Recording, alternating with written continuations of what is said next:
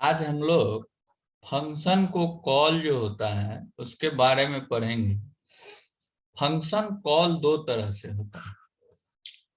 एक होता है call by value, call by value, और एक होता है कॉल बाय रेफरेंस।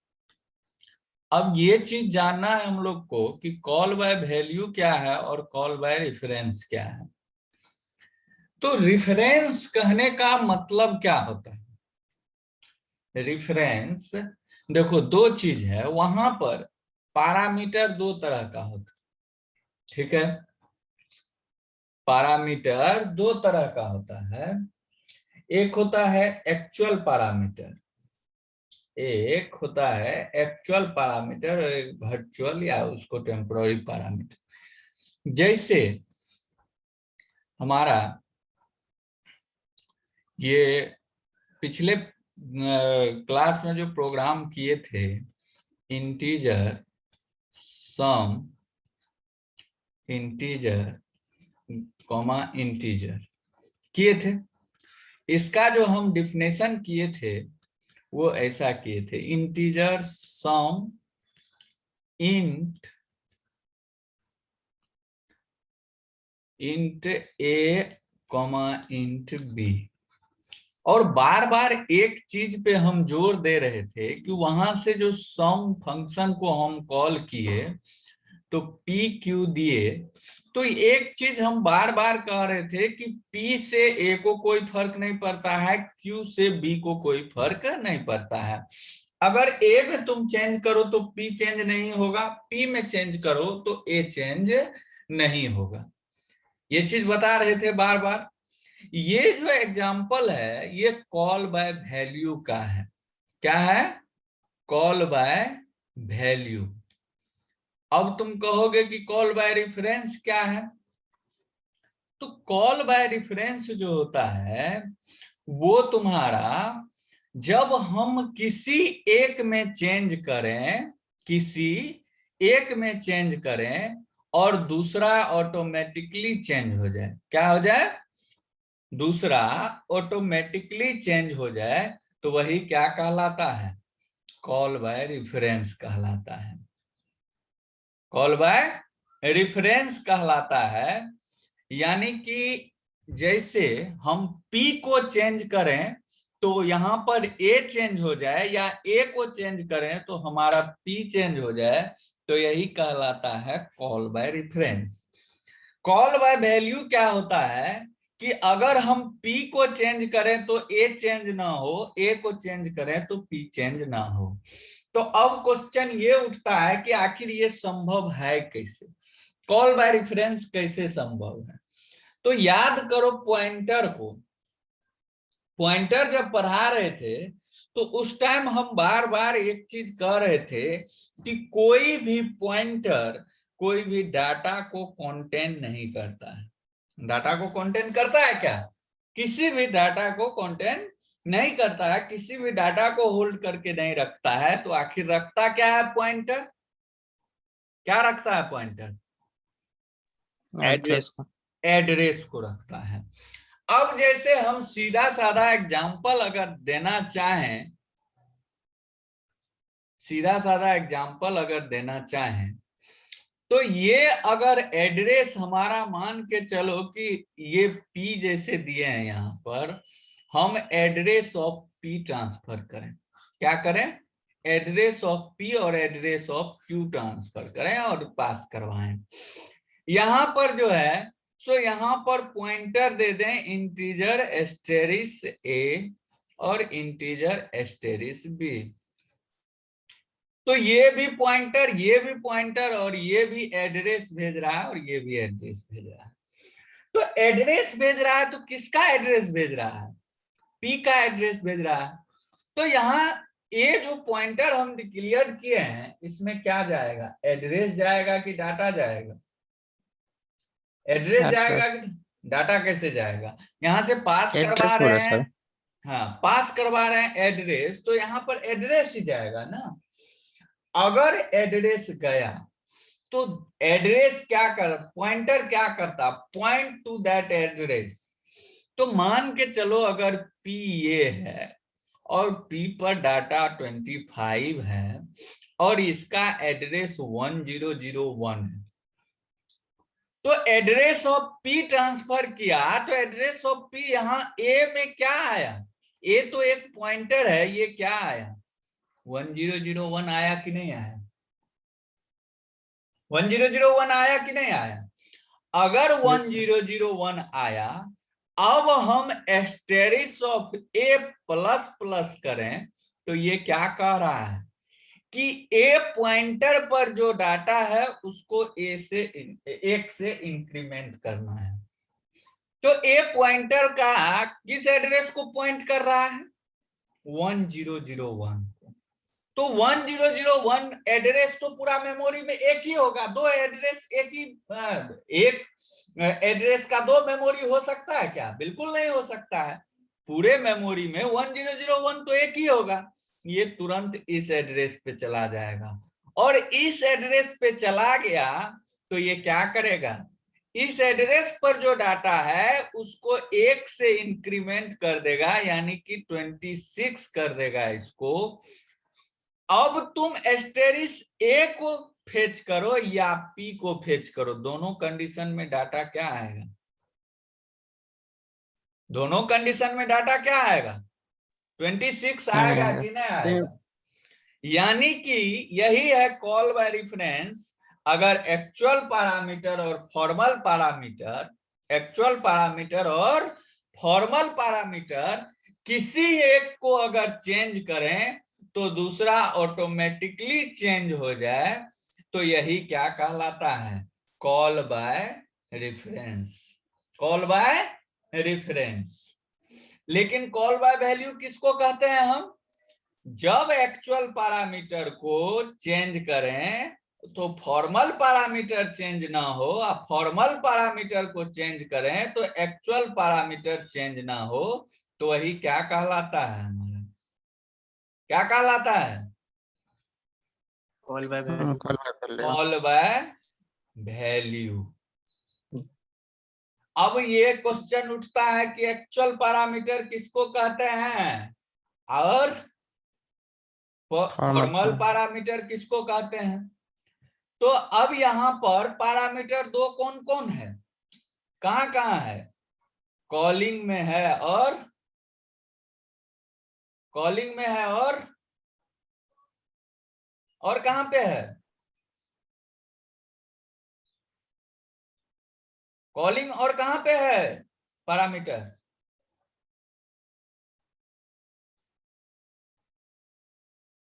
अरे डिफिनेशन में नहीं है जी, डिफिनेशन में सर। तो कॉलिंग और डिफिनेशन दोनों में है कि नहीं पैरामीटर, यहां भी पैरामीटर है और यहां भी पैरामीटर है कि नहीं है, दोनों जगह है ना जी। Yes sir. तो ये दोनों में से अब बात ये उठता है कि एक्चुअल पैरामीटर कौन है और फॉर्मल, ये क्वेश्चन हो सकता है जो पूछ दे कि एक्चुअल पैरामीटर कौन है और फॉर्मल पैरामीटर, या दोनों में डिफरेंस क्या है। तो इसको हम सिंपली बता सकते हैं कि जब हम फंक्शन कॉल करते हैं, जब हम फंक्शन कॉल करते हैं उस टाइम जो पैरामीटर है, ये जो पैरामीटर है, ये पैरामीटर कहलाता है एक्चुअल पैरामीटर, एक्चुअल पैरामीटर। और यहाँ डिफिनेशन में जो पैरामीटर है, डिक्लेरेशन जो कहो, डिक्लेरेशन और डिफिनेशन अगर साथ साथ हो तो इसको हम क्या कहते हैं फॉर्मल पैरामीटर, फॉर्मल पैरामीटर। तो इसको हम अगर लैंग्वेज में लिखना चाहें तो लिख सकते हैं call by value, call by value in this function call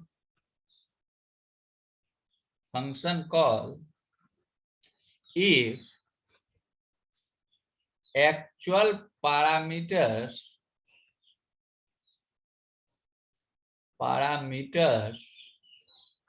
value changes after calling, यानी कि कॉल हो गया उसके बाद after calling then no any changing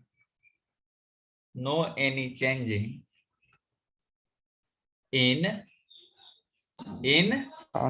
formal parameter।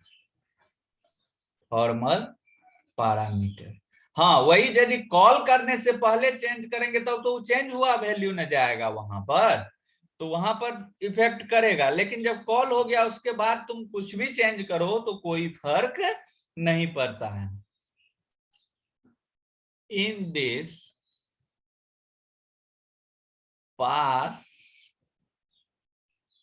By value या पास बाय रेफरेंस भी क्वेश्चन पूछ देता है। In this pass value of that variable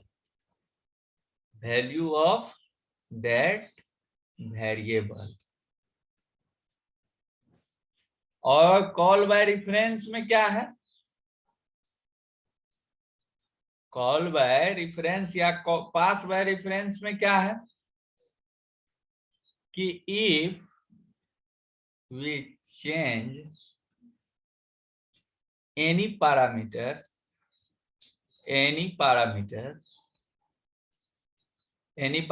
कहने का मतलब या तो एक्चुअल या formal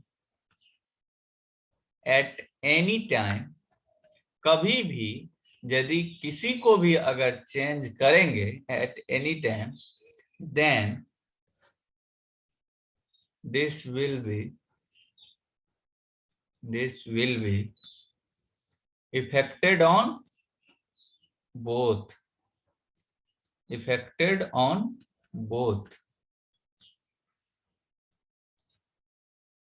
in this method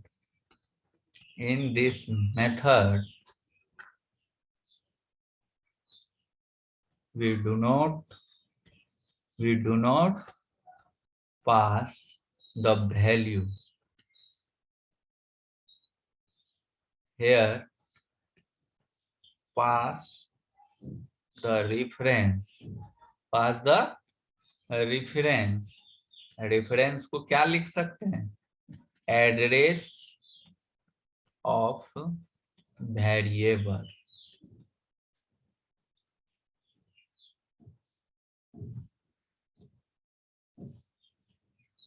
example इसका भी और इसका भी यदि देखना चाहें तो डिक्लेरेशन का एग्जाम्पल तुम देख लो।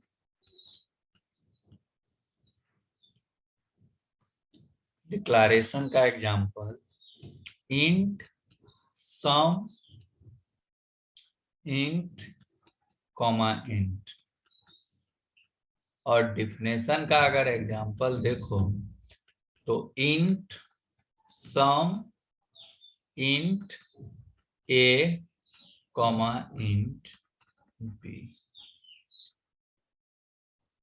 और कॉलिंग का अगर पास करवाएं तो अगर कॉलिंग की बात करें तो z बराबर सम x और y। इसमें अगर एग्जाम्पल देखें इसमें तो जो भी कोई मेथड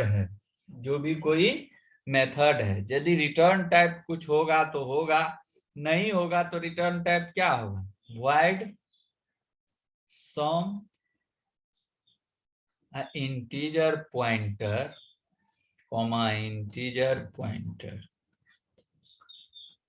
ये किसका है? Declaration. Definition void sum integer pointer p, integer pointer q। वही अगर कॉलिंग को देखें तो void, यहाँ पर कुछ पास नहीं करवा रहा है, तो some address of x, address of y। यही है कॉल बाय वैल्यू और कॉल बाय रेफरेंस में अंतर। आया बात समझ में? कोई कंफ्यूजन है? कोई कंफ्यूजन है तो बोलो।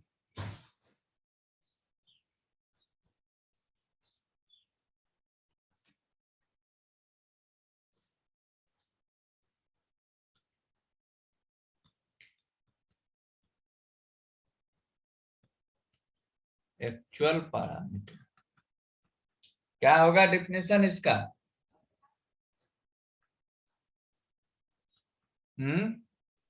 जो कॉलिंग में, जो कॉलिंग, यानी कि actual parameter are parameters as they appear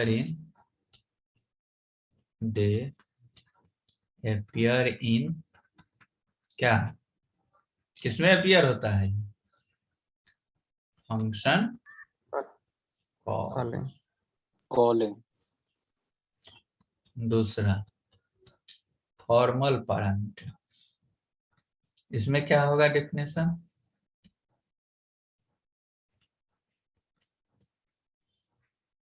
अब एक्चुअल और फॉर्मल में कंफ्यूज नहीं ना करोगे? ना सर। और कॉल बाय रेफरेंस और कॉल बाय वैल्यू में ना। इससे क्वेश्चन पूछता है, बहुत पूछता है। फॉर्मल में डिफिनेशन में करेगा सर। क्या? हाँ, डिफिनेशन या यदि डिक्लेरेशन डिफिनेशन साथ साथ है, कल बताए थे ना फंक्शन का प्रॉपर्टीज की डिफिनेशन साथ भी हो सकता है, यानी कि मेन से पहले भी हो सकता है, बाद में भी हो सकता है, लेकिन डिक्लेरेशन ऑलवेज क्या होगा? मेन से पहले ही होगा। ठीक है ना? पैरामीटर एज दे अपीयर, यदि साथ साथ होगा तो डिक्लेरेशन डिफिनेशन दोनों ना कह सकते हैं उसको। इन फंक्शन डिक्लेरेशन या फिर फंक्शन डिक्लेरेशन या फिर फंक्शन डेफिनेशन। डेफिनेशन। कोई दिक्कत, कोई कंफ्यूजन तो बोलो। अब एक क्वेश्चन देखते हैं एग्जांपल के तौर पर। Write a program to input two integer number, input two integer number and interchange both. ये प्रोग्राम किए हैं हम लोग, इंटरचेंज बोथ यूजिंग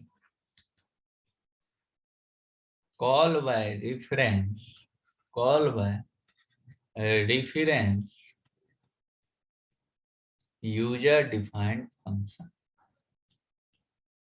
वहां पे तो डायरेक्ट हम लोग कर देते थे, यहाँ पे क्या करेंगे? तो कॉल बाय रेफरेंस के through user defined function declare करेंगे और उसके थ्रू हम इसको स्वैप करेंगे, यानी कि इंटरचेंज करेंगे। तो ये चीज देखो, इसमें करना क्या होगा? सबसे पहले उस प्रोग्राम के बारे में सोचना है। तो एक चीज ध्यान से सोचो कि अगर कॉल बाय रेफरेंस है तो रिटर्न करवाने का जरूरत पड़ेगा क्या? अगर वहां कॉल बाय वैल्यू की बात करो, कॉल बाय वैल्यू की बात करो, तो वहां तो जो वैल्यू बनता था यहां उसको भेजना होता था। तो वो इस स्थिति में यहां पर तो कुछ वैल्यू भेजना नहीं है, करना क्या है? सिर्फ दोनों को इंटरचेंज कर देना है। और अगर कॉल बाय रेफरेंस से इंटरचेंज करते हैं तो अगर यहाँ फॉर्मल आर्गुमेंट में फॉर्मल पैरामीटर में चेंज करेंगे तो ऑटोमेटिकली एक्चुअल पैरामीटर चेंज हो जाएगा कि नहीं हो जाएगा? तो इसीलिए यहाँ कुछ रिटर्न करवाना पड़ेगा क्या? नहीं, कुछ रिटर्न नहीं, क्योंकि यहाँ पर कोई डाटा कैलकुलेट होके नहीं जा रहा है। यहाँ पर क्या जा रहा है? सिर्फ क्या जा रहा है? सिर्फ और सिर्फ हमारा दोनों वैल्यू इंटरचेंज कर रहा है। तो आगे हम देखते हैं, इसको पहले लिख लो।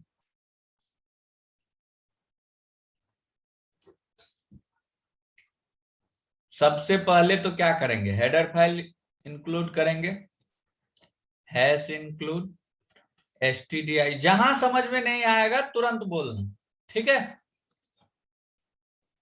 क्योंकि ये सब बहुत ही इंपॉर्टेंट टॉपिक है। Hash include conio.h। अब देखो, हम क्या बोले थे कि डिक्लेरेशन हमेशा क्या करेंगे? हम मेन से पहले करेंगे। तो अगर डिक्लेरेशन हम कर रहे हैं तो इसका प्रोटोटाइप कैसा होगा? पास कितना आर्गुमेंट होगा? 2 का अगर इंटरचेंज करना है तो पास कितना आर्गुमेंट होगा? 2 आर्गुमेंट पास होगा कि नहीं होगा?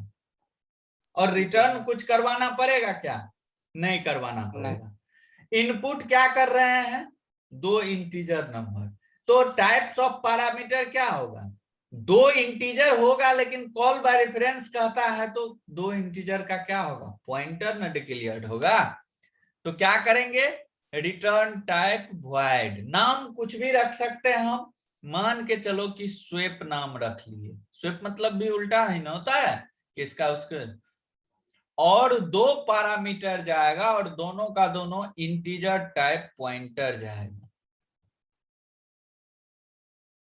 क्लियर है? इसमें किसी को कोई दिक्कत है तो बोलो। कोई दिक्कत है इसमें किसी को? उसके बाद void, हाँ बोलो बोलो बोलो। void main, और यहां पर मेन में क्या करेंगे? 2 ही वेरिएबल का हमको जरूरत है। मान के चलो कि इंटीजर a और b ले लिए, 2 वेरिएबल ले लिए, और इसी को इंटरचेंज करना है। CLR SCR प्रिंट एफ दोनों का इनपुट ले लिए। Enter two integer number, enter two integer number, scanf %d और दोनों में वैल्यू ले लिए, $a और $b। इनपुट आ गया। अच्छा, एक चीज और, % क्या दिखाता है? Address of that variable. अब यहां पर हम जो ये फंक्शन को कॉल करेंगे, इसमें पास क्या करना है? एड्रेस करना है। तो हम क्या करेंगे? पास जो करेंगे तो स्वेप और $a, $b। वहां पर डायरेक्ट ए बी पास करते थे, लेकिन यहां पर $a और $b पास कर रहे हैं। क्यों पास कर रहे हैं? क्योंकि वहां पर हमको क्या भेजना है? एड्रेस भेजना है। ये हो गया प्रिंट एफ। ये स्वेप फंक्शन अपना उसको जो है सो स्वेप करके दे देगा। After swapping, after swapping a equal to %d \n दे दो, अब b इक्वल टू %d, और कहां से? a, b से। गेट ch मेन बंद। अब बात है कि ये फंक्शन जो बनेगा वो कैसा बनेगा? तो डिक्लेरेशन क्या है? रिटर्न टाइप कुछ भी नहीं, नाम क्या डिक्लेयर किए हैं? स्वेप। अगर यहां पर 2 पॉइंटर लिए हैं तो इंटीजर एस्टेरिस p, इंटीजर एस्टेरिस q। मान लिए p q में से कुछ भी तुम ले सकते हो। अब देखो, इसको इंटरचेंज अगर करेंगे तो एस्टेरिस p इक्वल टू, हम क्या, एस्टेरिस से क्या होता है? उस पॉइंटर पर जो डाटा है वो ना फेच होता है। सिर्फ p करते तो क्या होता? उसका एड्रेस फेच होता। ये चीज याद है ना पॉइंटर का? तो एस्टेरिस p इक्वल टू क्या कर देंगे? इंटरचेंज वाला फॉर्मूला याद करो, एस्टेरिस p प्लस एस्टेरिस q कर दिए। अब क्या होगा? अब क्या होगा, एस्टेरिस क्यू पर क्यू इक्वल टू क्या हो जाएगा, एस्टेरिस पी माइनस एस्टेरिस क्यू। अब एस्टेरिस पी इक्वल टू क्या हो जाएगा, एस्टेरिस पी माइनस एस्टेरिस क्यू क्यू हो जाएगा, और रिटर्न कुछ भी नहीं करवा रहे। अब देखो ये चेंज करेगा पी क्यू में और चेंज हो जाएगा ए बी। कहो कैसे चेंज होगा, पहले इसको लिख लो क्योंकि टाइम खत्म होने वाला है, या स्क्रीनशॉट ले लो, स्क्रीनशॉट ले लो सब।